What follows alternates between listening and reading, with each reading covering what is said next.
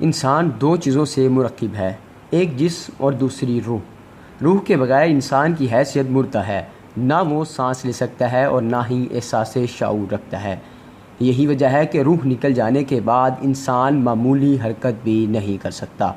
ہمارے تعلیمی نظام میں بھی چند چیزیں ایسی ہیں جو تعلیم کا اصل مغز اور اس کی روح ہیں۔ اگر کسی طالب علم میں وہ چیزیں نہ ہوں تو پھر وہ تعلیم روح کے بغیر جسم کی مانند ہے، جو محض کتابوں کے سیاہ حروف تو ہو سکتے ہیں مگر علم نافع نہیں۔ آج کی اس تحریری نشست میں ہم ان چار بنیادی عناصر کو واضح کرنے کی کوشش کریں گے جن کا تعلیمی نظام میں ہونا بے حد ضروری ہے۔ ان کو 4C کہا جاتا ہے۔ پہلا یعنی کریٹیوٹی، دوسرا کریکٹر، تیسرا کانفیڈنس اور چوتھا کنٹریبیوشن ہے۔ اقوام عالم میں ترقی وہی قوم کرتی ہیں جن کی تخلیقی صلاحیتیں بیدار ہوتی ہیں۔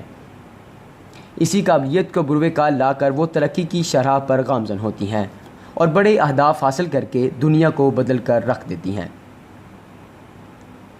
تعلیم کا پہلا مقصد ہی تخلیقی صلاحیت کو بیدار کرنا ہے۔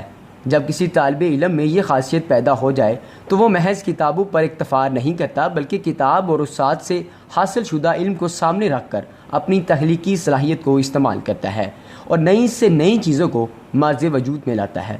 وہ کائنات کی ہر شے میں غور و فکر کرتا ہے، اس کی پیدا کرنے کی وجوہات ڈھونڈتا ہے اور یہی غور و تدبر اس کی کریٹیوٹی کو جلا بخشتا ہے۔ اس قابلیت کے حامل افراد کی مثالیں ہمارے سامنے ہیں۔ نیوٹن کی جگہ اگر کسی عام انسان نے سیب کو گرتے ہوئے دیکھا ہوتا تو وہ اٹھا کر کھا لیتا، مگر یہ نیوٹن ہی کی قابلیت تھی کہ اس نے صرف سیب کو نہیں دیکھا بلکہ نیچے گرنے کی وجہ پر غور کیا، اور اسی غور و فکر نے دنیا کو کشش ثقل کا ایک عظیم نظریہ دیا۔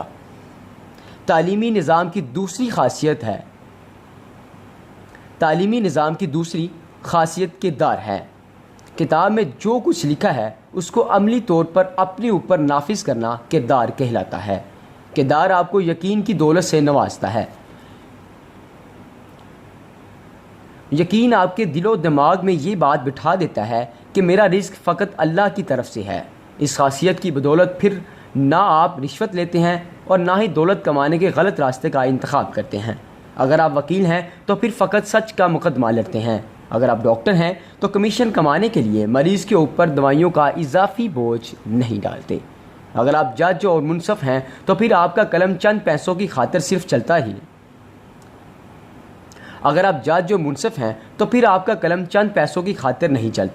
یہ خاصیت آپ کو طاقتور بنا دیتی ہے۔ مضبوط کردار کا حامل انسان معاشرے کے لیے منفی رجحان کا رخ موڑ لیتا ہے۔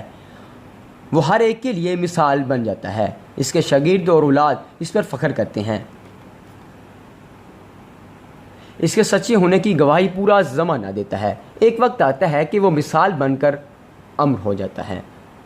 تیسری خاصیت اعتماد ہے۔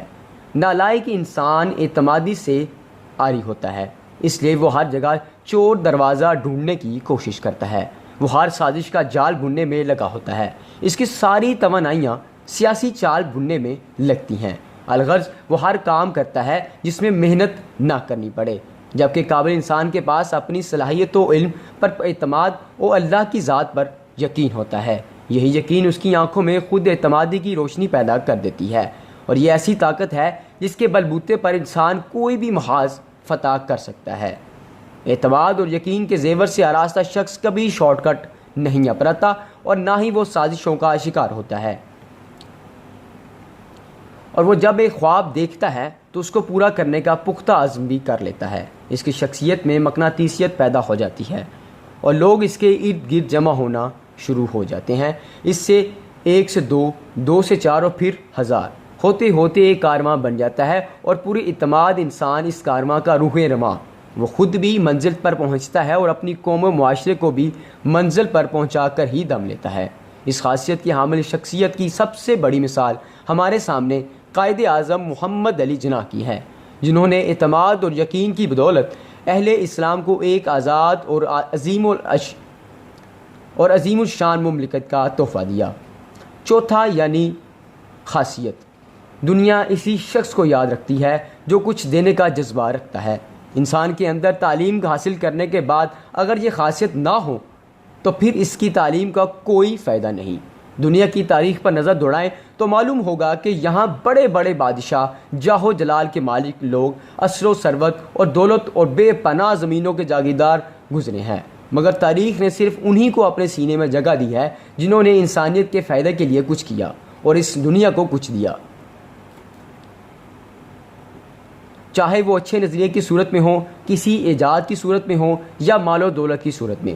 اور جن لوگوں نے صرف اپنے لیے زندگی گزاری، اپنی خوبیوں کو اپنی ذات تک محدود رکھا، تو ان کے نصیب میں صرف 2 گز زمین ہی آتی ہے۔